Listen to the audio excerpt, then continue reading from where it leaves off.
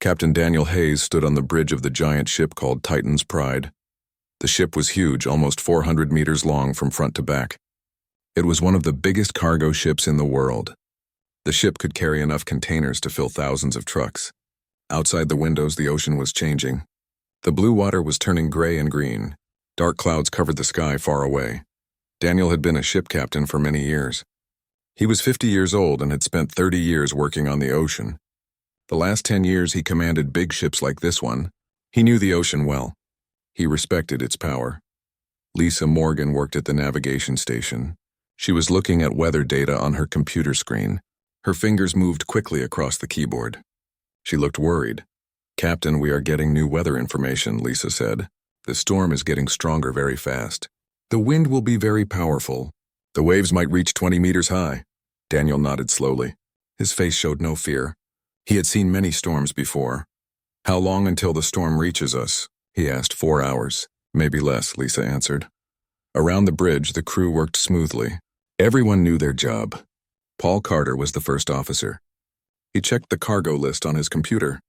He wanted to make sure every container was tied down properly. Karen White was the chief engineer. She watched all the ship's systems from her station. Her eyes moved from screen to screen, checking the engines. The Titan's Pride was not alone on the ocean. Other big ships were sailing nearby. There were container ships, oil tankers, and cargo carriers. All of them were about to face the storm together. Daniel picked up the radio microphone that connected to the whole ship. "Everyone, this is the captain speaking. A big storm is coming toward us. Make sure everything is secure. Check all the cargo containers again. Get ready for rough weather. This ship was built for storms like this. Stay alert and follow all safety rules. We will get through this together." He turned to Lisa. "Find us the safest path through this storm. I want to avoid the worst parts, but we need to stay on schedule." "Yes, Captain," Lisa said. Through the windows, the first big waves were starting to form. White foam appeared on top of the waves. The Titan's Pride was so big that it barely moved yet, but Daniel could feel it. The ship rolled slightly to one side, then back to the other. To most people, the movement was too small to notice, but Daniel felt everything the ship did. Far below the bridge, Karen worked in the engine room. The engines were massive, each one as big as a small house. These powerful machines pushed the ship through the water. Karen had worked on many ships, but she always felt amazed by these engines. They could create enough power to move 100,000 tons of steel. "Chris, I want all backup systems checked and ready," Karen called to her assistant engineer. Chris Stevens was a young man who had worked on the ship for 2 years. He was good at his job, already doing it, Chief. "Everything looks good," Chris answered. Karen smiled. A good crew made everything easier when the weather turned bad. Up on the deck, even though the storm was coming, a work team was doing final checks. Henry Clark was the bosun. He led the deck crew. They checked every cargo container. Each container was held in place with strong locks and steel cables. Henry believed in checking everything multiple times. "Make sure those locks are seated right," Henry shouted over the wind. "I don't want any surprises when we are in the storm." His team worked fast but carefully. They all knew what could happen if a container broke loose during a storm. A container full of cargo could weigh 30 tons. If it started sliding across the deck, it could damage the ship or hurt someone. Daniel watched the storm clouds getting closer. The Titan's Pride had every modern tool to help. It had satellite weather tracking, computer systems to keep the ship stable, and sensors that could detect problems in the steel hull. But tools were only part of what mattered. The ocean had been testing ships and sailors for thousands of years. Daniel had learned to respect the ocean's power. "Captain, I am getting radio messages from other ships nearby," said Greg Palmer, the communications officer. "The Atlantic Star and the Pacific Runner are changing their course to avoid the center of the storm. The Northern Light is asking for weather updates." "Send them all the information we have," Daniel said. "We help each other out here." That was the unwritten rule of the sea. Ships might compete for business on land, but on the ocean everyone looked out for each other. The sea was big and dangerous. Sailors needed to help one another survive. The first hour passed. The waves grew bigger and bigger. Now they were 5 meters high. The Titan's Pride started moving differently through the water. It rose up on one wave, then went down into the valley between waves. The ship's stabilizers worked to keep it level. Deep inside the hull, big gyroscopes spun to reduce the rolling motion. Lisa studied the weather forecasts with growing worry. "Captain, the storm is moving differently than we expected. It is going faster and turning more toward us," she said. Daniel walked over to look at her screen. The storm was huge, a giant spiral of wind and rain. In the center, the wind was blowing over 200 kilometers per hour. The ocean under the storm was completely wild. "Change our heading," Daniel decided. "Take us 15 degrees north. We will give the storm more room." "Yes, sir." "New heading," Lisa said. The Titan's Pride turned slightly. The bow cut through the waves at a different angle. The change was small, but it would matter in the hours ahead. In the crew sleeping quarters, sailors who were not working got ready for the storm. Some tied down their personal things. Others tried to rest. They knew they might need to work at any moment. Kevin Ross was one of the sailors. This was his first time on a megaship. He had worked on smaller ships for years. "Is it always like this?" Kevin asked his roommate, Troy Ellis. Troy was an experienced sailor. Troy grinned. "This is just the beginning.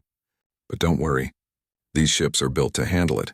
I have been through storms that were much worse, and we always made it through. Just remember your training and listen to Henry." Even though Troy sounded confident, he knew every storm was different. The ocean always had new challenges. As the second hour passed, the sky turned the color of dark metal. The wind grew louder. Soon it was howling. The sound could be heard even through the thick hull of the ship. The waves were now 10 meters high. The ship moved up and down more noticeably. It flexed slightly as it rode over each wave. Daniel had seen bigger storms, but he never treated any storm lightly. The ocean could humble anyone who got too confident. "All stations report they are ready." "Captain," Paul said. "Good. Now we wait and see what happens," Daniel replied. Outside, the last bit of daylight was fading. The storm was coming with the darkness. The Titan's Pride sailed forward, a huge mountain of steel about to face nature's fury. Around it, other giant ships prepared for the same test. The storm was no longer approaching. It had arrived. Morning finally broke through the thinning clouds. The crew of the Titan's Pride got their first good look at what the storm had done to their ship. The seas were still rough. Waves ran at 8 to 10 meters high, but compared to the night before, it felt almost calm. Captain Daniel Hayes walked through the interior corridors with First Officer Paul Carter and Bosun Henry Clark. They were conducting an inspection. Meanwhile, Henry's deck crew did the same outside now that conditions allowed it. The forward cargo section shows some shifting in Stack 7, just as we detected, Henry reported. He looked at his tablet computer. 3 containers moved about 15 centimeters against their restraints. But the locks held. "We need to reinforce those before we hit any more weather." Daniel nodded. 15 centimeters might not sound like much, but with containers weighing up to 30 tons each, any movement meant enormous forces were at work. The fact that the system had held proved the engineering was good. "Hull integrity?" Daniel asked Paul. "Engineering is still running complete checks, but early reports show no damage. Some paint stripped off in places. One of the deck crane housings took a beating. But nothing structural. Chief Engineer Karen says the ship performed exactly as designed." They passed through the crew areas. Sailors were coming out of their quarters. They were tired but relieved. The worst was over. The Titan's Pride had come through intact. There would be stories to tell and experiences to share. For newer crew members like Kevin, this storm would mark them as seasoned sailors. In the galley, the ship's cook, Pete Williams, was already preparing hot breakfast for the exhausted crew. The smell of coffee and food was a welcome sign that normal life was returning. "Captain on deck," someone called as Daniel entered, but he waved away the formality. "As you were. Everyone did excellent work last night. This is what these ships and crews are built for. You all proved it." Troy sat with Kevin, both men holding cups of hot coffee. Kevin looked exhausted but proud. It was the kind of tired that came from meeting a challenge and succeeding. On the bridge, Lisa was updating their course. With the storm passing, they could return to a more direct route toward their destination. They were heading to a port on the west coast. Their cargo of manufactured goods and electronics would be unloaded there. "Weather services report the storm is continuing west and getting weaker," Lisa told Daniel when he returned to the bridge. "We have clear sailing for the next 72 hours at least." "Good. Let us make up some of the time we lost. Increase to normal cruising speed once engineering gives approval." Throughout the ship, different departments checked their areas. In the engine room, Karen and her team had performed hours of checks on every system. The engines had run perfectly through the storm. They consumed fuel at expected rates and maintained power without interruption. The only issues were minor. A few gaskets would need replacement at the next port.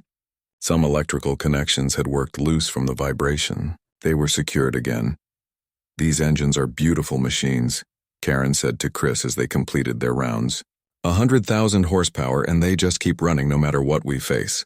Chris grinned. "Think we could handle another storm like that?" "Let us not test that idea right away," Karen replied with a laugh. By afternoon, the sea had calmed enough for Henry's crew to go out on deck.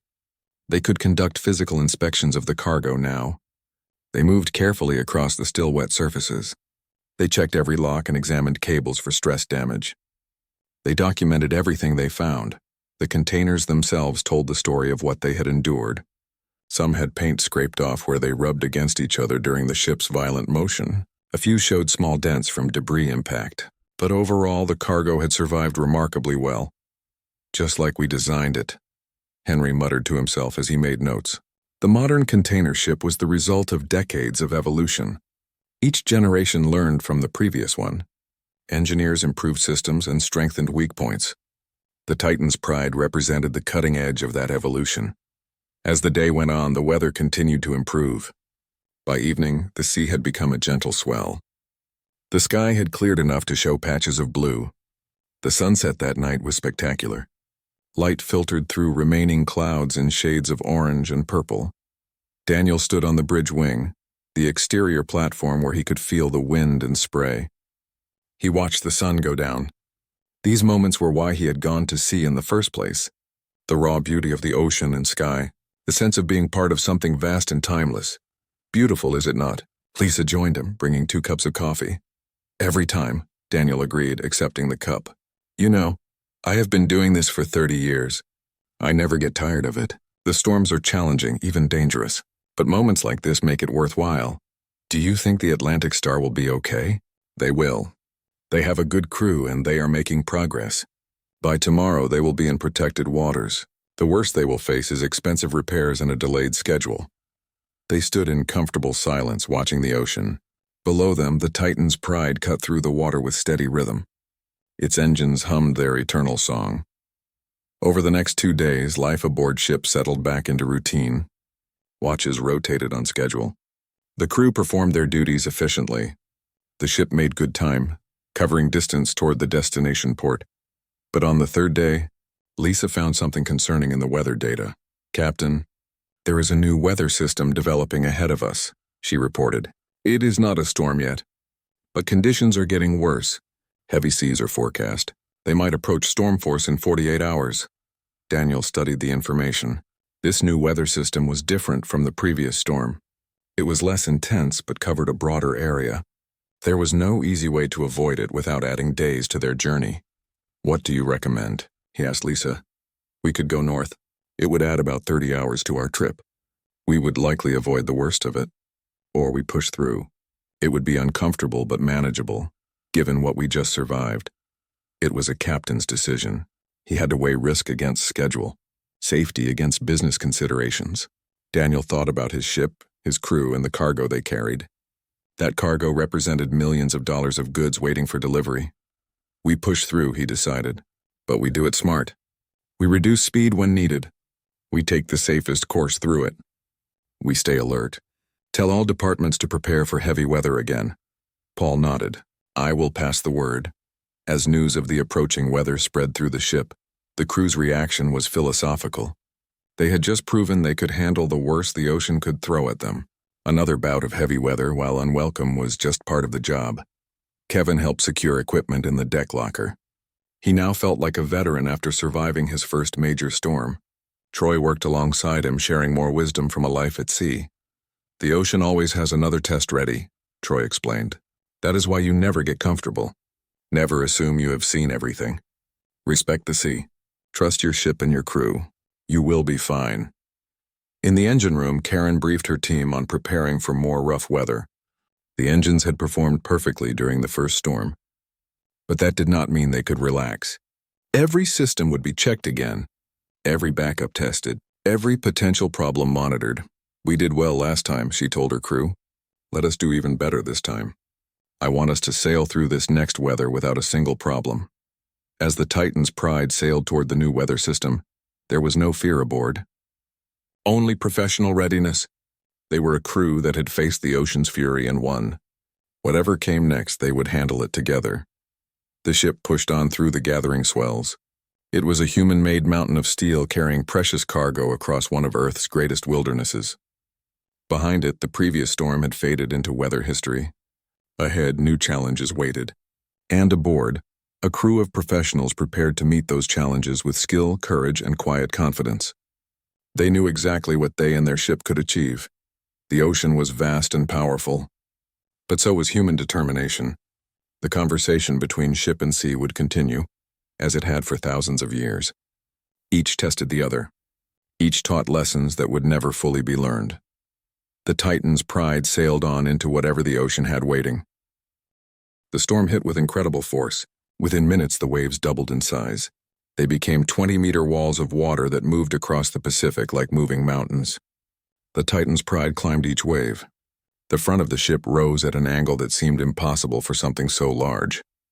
Then it crashed down the other side in an explosion of spray that swept across the deck. Captain Daniel Hayes held onto the railing on the bridge. His legs automatically adjusted to the violent motion of the ship. Around him, the crew worked with intense focus. Their faces glowed in the light from the computer screens. Wind speed is now 180 kilometers per hour, Lisa reported. She had to shout to be heard over the noise. Waves are 22 meters high and still growing. Through the bridge windows, they could barely see anything. Rain hammered against the thick glass. It was so heavy it was like being underwater. Lightning flashed across the sky. For brief moments, they could see the ocean. It was completely wild. The surface was torn into chaos by the screaming wind. The ship rolled 15 degrees to the right as a wave hit from the side. For a moment, everyone on the bridge felt their stomachs drop. The massive ship was being pushed sideways by forces that were incredibly powerful. "Cargo status," Daniel demanded. Paul checked his displays. "All containers are secure. Some movement in Stack 7, but it is within safe limits. The deck crews are standing by." In the engine room far below, Karen watched everything carefully. The massive engines kept running at their steady rhythm. But the strain on every system had increased dramatically. Sometimes the propellers came partly out of the water when the back of the ship rose on a wave. This made the engines speed up briefly before the propellers bit into the water again. "Engine 2 temperature is rising," Chris reported. "Still safe, but going up." "Reduce power by 5%, Karen ordered. "We don't need maximum speed right now. I want everything running smoothly." The engine room crew moved through their workspace with great care. Every surface was dangerous in these conditions. A fall could be deadly. Safety lines had been attached throughout the space. Everyone clipped themselves to a line whenever they moved. Above them, the Titan's Pride twisted and flexed as it fought through the storm. The ship was designed to do this. The hull could bend and twist within certain limits without being damaged. It was engineering on an enormous scale. Thousands of tons of steel and cargo moved together as one, alive with the energy of the storm. On the deck, conditions were extremely dangerous.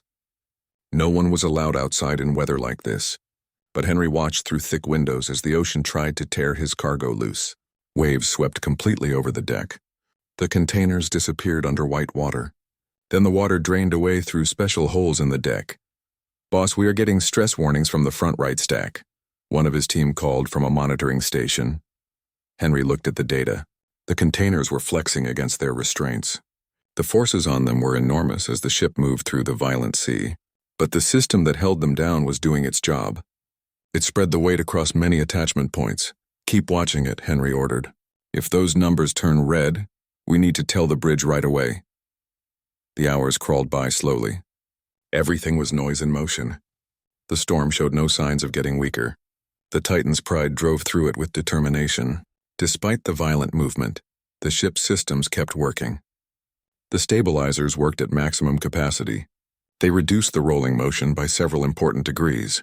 Tanks automatically moved water around to keep the ship balanced. Sensors constantly fed data to the bridge about stress in the hull. Daniel had ordered a course that took them at an angle to the worst waves. This technique was called quartering. It let the ship ride the seas more safely than facing them head-on or sideways. It meant they moved slower, but it reduced the risk of a massive wave catching them at the wrong angle. "Captain, we are receiving a distress call," Greg suddenly announced. "The cargo ship Atlantic Star reports engine failure. They have no power about 30 kilometers south of us." Everyone on the bridge felt a chill. A ship without power in these conditions was in terrible danger. Without engines, it could not keep its front pointed into the waves. It would turn sideways and roll helplessly. It might even capsize. "Can we reach them?" Daniel asked. Lisa calculated quickly. "Not in these conditions, sir. We would have to turn across the waves. The risk would be extreme. The Coast Guard has been told, but they cannot send helicopters in this weather." Daniel's jaw tightened. This was every captain's nightmare. Being unable to help another ship in trouble. "Keep monitoring them. If conditions change at all, if we get any chance, we will try to help." Knowing another ship was in trouble made everything feel heavier. The crew of the Titan's Pride knew their fellow sailors on the Atlantic Star were fighting for their lives. There was nothing they could do but hope the other crew could fix their engines before the ocean destroyed them. As night went on, the storm reached its peak intensity. The waves had grown to monstrous size. Some exceeded 25 meters. They were taller than an 8-story building.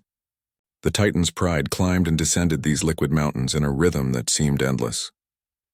Each cycle was a test of steel and human endurance. In the crew quarters, sailors who were not on duty tried to rest. They strapped themselves into their bunks to avoid being thrown out by the violent motion. Kevin lay awake, listening to the sounds of the ship around him. Creaks and groans echoed through the hull. It was the sound of stressed metal. It should have been terrifying. But Troy had explained these sounds were normal. The ship was flexing and adapting to the forces on it. "When the sounds stop, that is when you worry," Troy had said. "That means something broke." A particularly violent roll sent loose items sliding across the floor. This happened even though everyone had tried to secure everything. Kevin closed his eyes and focused on breathing. He trusted the engineering and the crew that kept this floating city alive. On the bridge, Daniel made another decision. "Reduce speed to minimum. We are using too much fuel fighting these seas. I want power in reserve in case we need it." The Titan's Pride slowed down. It no longer drove through the waves but rode with them more gently. The motion became less violent, though it was still dramatic. It was a careful balance. They needed to maintain just enough speed to keep the front pointed into the seas, but they did not want to exhaust their fuel. Karen approved when Paul called to tell her, "Tell the captain I can give him this pace for days if needed." The engines are happy at this level.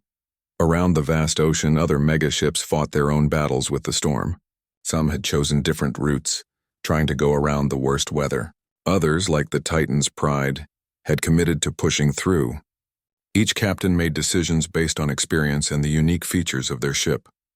The Northern Light was a massive oil tanker 30 kilometers to the west.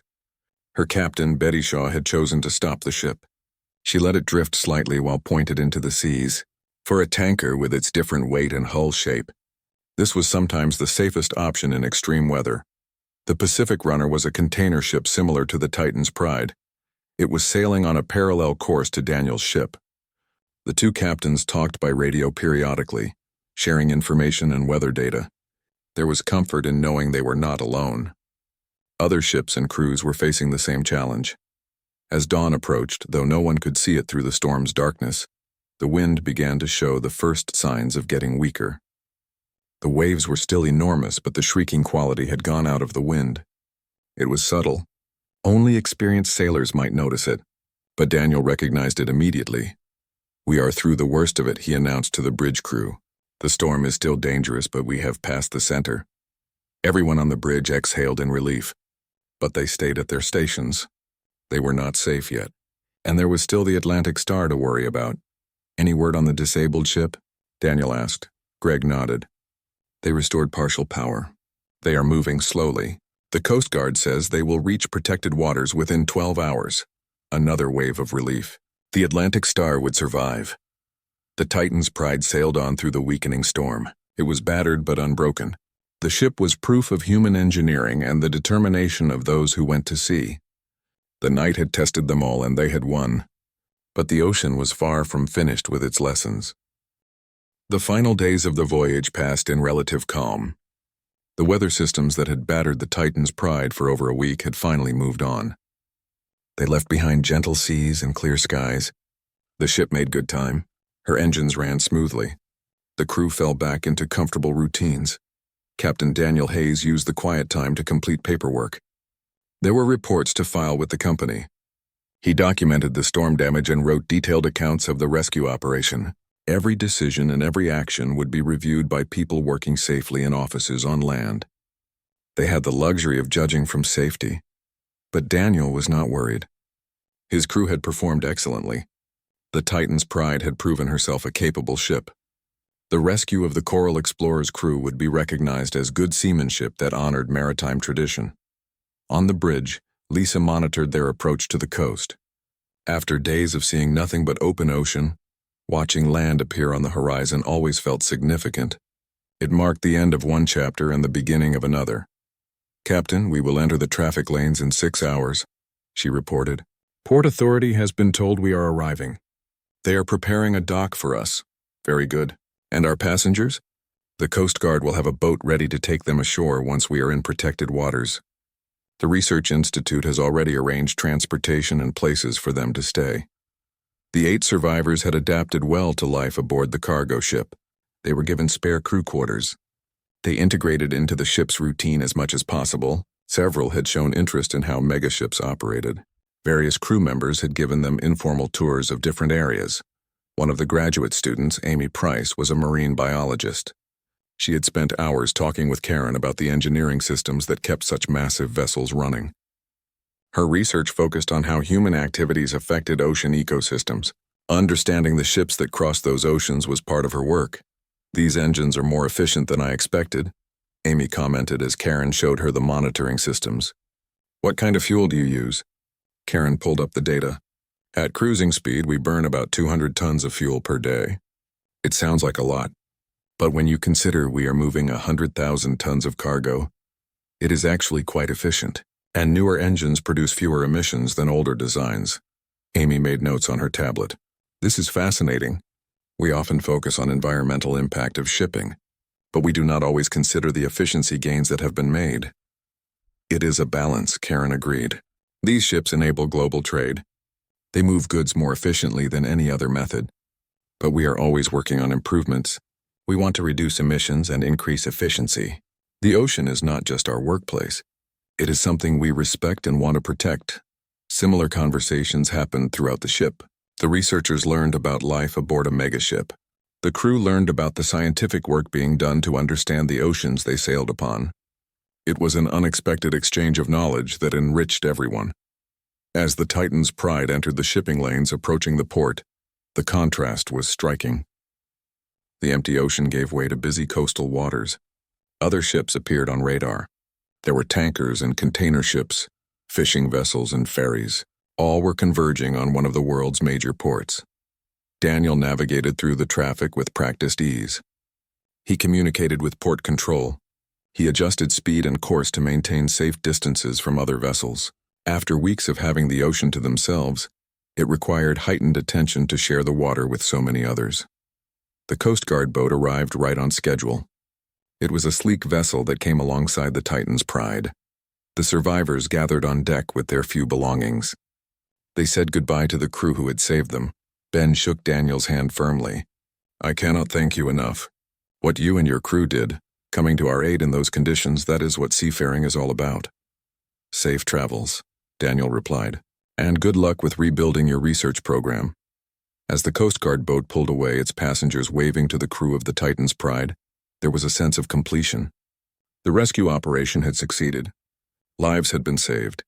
Now those survivors were returning to their own lives. The Titan's Pride continued toward the port. She passed the outer breakwater and entered the harbor. Tugboats approached to help with docking. They were small but powerful vessels that would guide the massive cargo ship to her berth. "Dead slow ahead," Daniel ordered. "Prepare for docking." The ship's speed dropped to barely walking pace. The tugs took position, one at the front and two at the back. With their help, the Titan's Pride was carefully moved toward the container terminal. Enormous cranes stood ready to begin unloading. The final approach required intense concentration. Moving a ship this size precisely alongside the dock was like parallel parking a vehicle, 4 city blocks long. But with the tug's help and the bridge crew's skill, The Titan's Pride slid into her berth perfectly. "All stop," Daniel commanded. Finished with engines, the order went to the engine room. Karen shut down the main engines for the first time in weeks. The sudden silence was almost startling after the constant rumble that had been their companion throughout the voyage. On deck, Henry's crew handled the mooring lines. They secured the ship to massive posts on the dock. The gangway was lowered. Port officials began to board, along with company representatives and agents who would handle cargo operations. Daniel took a moment to look out over the harbor. The voyage was complete. They had faced 2 significant storms. They had rescued 8 people from a sinking vessel. They had delivered their cargo safely. It was a voyage that would be remembered and talked about. It was an example of what megaships and their crews were capable of achieving. Over the next several days, cargo operations proceeded around the clock. The crew had time to rest, go ashore and reflect on their voyage. Some visited family, others explored the port city. A few simply slept, making up for the exhausting days at sea. Kevin found himself in a dockside bar with Troy and several other crew members. They were celebrating the successful completion of a challenging voyage. The bar was a traditional sailor's place with ship models on the walls and customers who understood the sea. To the Titan's Pride, Troy raised his glass, and to a crew that knows how to handle whatever the ocean throws at them, they drank to that. Kevin felt a sense of belonging that went deeper than just being part of a crew. He had proven himself in the storm. He had participated in a successful rescue. He had earned the respect of veteran sailors. It was a feeling that would stay with him for the rest of his career. At the company offices, Daniel met with executives to discuss the voyage. They were impressed with how he had handled the storms and especially with the rescue operation. "The positive attention from the rescue is valuable," one executive noted. "It reminds people that shipping is not just about moving cargo. It is about skilled professionals working in one of the world's most challenging environments." Daniel nodded, but his thoughts were already turning to the next voyage. The Titan's Pride would be in port for a week. She would unload and then load new cargo for the return trip. There would be maintenance to perform, supplies to load, and crew changes as some sailors rotated off and new ones joined. On his last evening before the ship sailed again, Daniel took a walk along the dock. He looked up at the Titan's Pride. The ship was lit by floodlights as cargo operations continued. Cranes moved containers with mechanical precision. Lisa joined him, also taking a moment away from the bustle of port operations. "Thinking about the next voyage?" she asked. "Always," Daniel smiled. "You know, people on land do not really understand what we do out there. They see these ships arrive, cargo gets unloaded. They do not think about the journey it took to get here. The storms we faced, the rescue we performed, the constant attention required to keep everything running safely." "That has always been true," Lisa said. "Sailors have been bringing cargo across dangerous waters for thousands of years. People on land have always taken it for granted, but we know what we do." "The crew knows." "That is enough," Daniel agreed. The life of a merchant sailor was not about glory or recognition. It was about satisfaction from a job well done. It was pride in bringing a ship safely through whatever challenges the ocean presented. It was the knowledge that the global economy depended on thousands of ships and hundreds of thousands of sailors doing their jobs with skill and dedication. As they watched, Amy Price appeared on the dock. She had come to visit the ship one last time before returning to her university. "I wanted to thank you all again," she said, "and I wanted you to know that our research will continue. We lost equipment and data, but the most important thing, the team survived because of you." "What will you study next?" Lisa asked. Amy smiled. "Actually, I am thinking of expanding my research to include the relationship between merchant shipping and ocean ecosystems. After spending time on the Titan's Pride, I realized there is a whole aspect of human-ocean interaction I had not fully considered. These ships are part of the ocean story. Understanding that better could help both shipping and conservation." It was a fitting end to the voyage. From the chaos of the storms, from the urgency of the rescue had come new understanding. The new weather system arrived exactly on schedule. It brought confused seas and winds that shifted direction unpredictably. The Titan's Pride encountered conditions that, while not as severe as the first storm, presented their own unique challenges.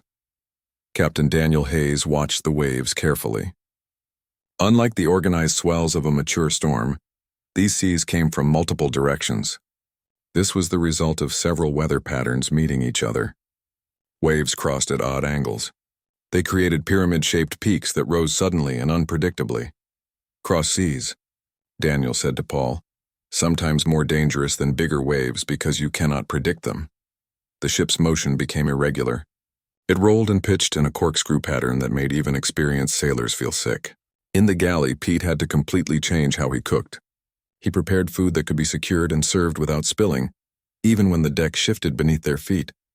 "Soup and sandwiches today, folks," he announced cheerfully. "The ocean is making it hard to cook anything fancy." Despite the discomfort, the ship continued to perform well. The stabilization systems worked overtime. While they could not completely stop the motion, they kept it manageable. In the cargo areas, the reinforced cables that Henry's crew had installed after the first storm proved their worth. They held the containers secure despite the chaotic motion. What no one expected was the call that came on the third day of heavy weather. "Captain, we are receiving a distress signal," Greg announced. His voice was tense. "Small research vessel about 20 kilometers north. They are taking on water and need immediate help." Daniel felt the familiar weight of command settle on his shoulders. A distress call at sea was not optional. Maritime law and tradition demanded that any vessel capable of helping must do so. But the conditions were dangerous. Maneuvering a megaship in heavy seas to rescue a smaller vessel would be extremely difficult.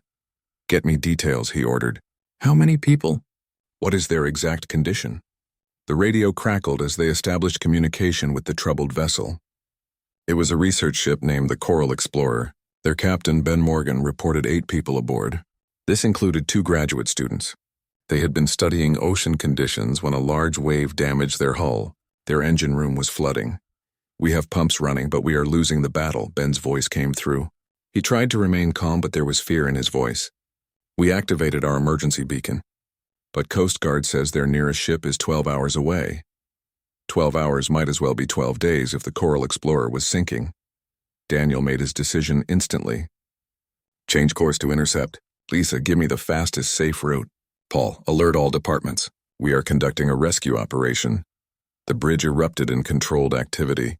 Lisa plotted a course that would bring them to the research vessel while avoiding the most dangerous seas. Paul coordinated with every department. Everyone needed to know what was happening and what would be required.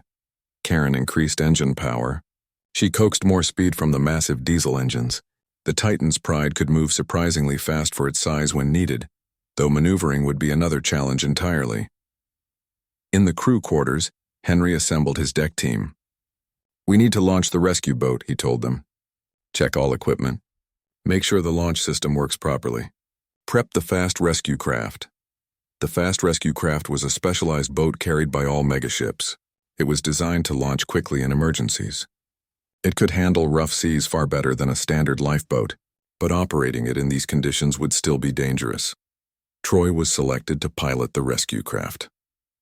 3 other experienced sailors would go with him, including Kevin, who volunteered immediately despite being relatively new. "You sure about this?" Troy asked as they checked the rescue boat's equipment. Kevin nodded firmly. "People need help. That is what we do." Troy clapped him on the shoulder. "All right then. Let us go save some scientists." As the Titan's Pride approached the Coral Explorer's position, the full challenge became apparent. The research vessel was tiny compared to the cargo ship. It was a white dot on the gray sea, rising and falling dramatically in the heavy swells. Getting close enough to launch the rescue boat without endangering either vessel would require precise handling. Daniel took direct control of the ship's navigation. This was something captains rarely did with modern automated systems, but his years of experience made him the best person for the job. He maneuvered the Titan's Pride to create shelter. He positioned the massive cargo ship to block some of the wind and waves from the smaller vessel. "Henry, you have a launch window," he called. "It will not last long in these shifting conditions." On deck, the rescue crew worked with urgent efficiency. The fast rescue craft swung out on its mechanical arms. Troy, Kevin, and their 2 teammates climbed aboard. The boat was lowered toward the water. It rose and fell as the Titan's Pride rolled in the seas. "Release on my mark," Henry commanded, watching the waves. 3, 2, 1, release. The rescue craft dropped into the water between swells. Its engines roared to life immediately. Troy pushed the throttle forward, pulling away from the massive hull of the Titan's Pride. He turned toward the Coral Explorer. The ride was violent. The small boat slammed into waves. Spray flew over the front. Kevin held on tight, trusting Troy's skill and the boat's design. They covered the distance to the research vessel in minutes that felt like hours. The Coral Explorer was in bad shape.